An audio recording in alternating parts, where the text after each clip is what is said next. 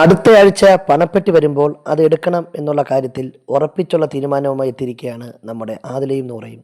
ഇനി കാര്യങ്ങൾ എളുപ്പമായി എന്നാണ് അവർ പറയുന്നത്. കാരണം ആദില ഇത്തവണ നോമിനേഷൻ ഇല്ല, നൂറ നോമിനേഷനിലുണ്ട്. അപ്പോൾ സാബുമാനും നെവിനൊക്കെ ഉള്ളതുകൊണ്ട് നൂറ് എന്തായാലും സേഫ് ആവും എന്നാണ് ഇവരുടെ എല്ലാം വിചാരം. അപ്പോൾ സ്വാഭാവികമായിട്ടും അടുത്ത ആഴ്ച പണപ്പെട്ടി വരുന്ന സമയത്ത് ഇവർ രണ്ടുപേരും ആ വീട്ടിലുണ്ടാവും, ആദിലയും നൂറയും.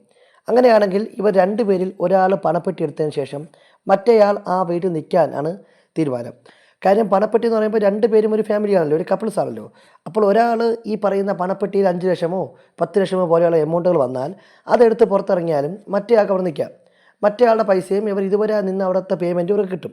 അങ്ങനെ വെച്ച് നോക്കുമ്പോൾ ഇവർക്ക് രണ്ടുപേർക്കും നല്ല രീതിയിലുള്ള ഒരു ഫിനാൻഷ്യൽ സ്റ്റെബിലിറ്റി ഉണ്ടാകുമെന്ന് വിചാരിച്ച് ഇവർ ഈ പറഞ്ഞതുപോലെ പണപ്പെട്ടി രണ്ടുപേരിൽ ഒരാൾ എടുത്തുകൊണ്ട് പുറത്തിറങ്ങാനുള്ള പ്ലാനിലാണ് ഇപ്പോൾ നിൽക്കുന്നത്.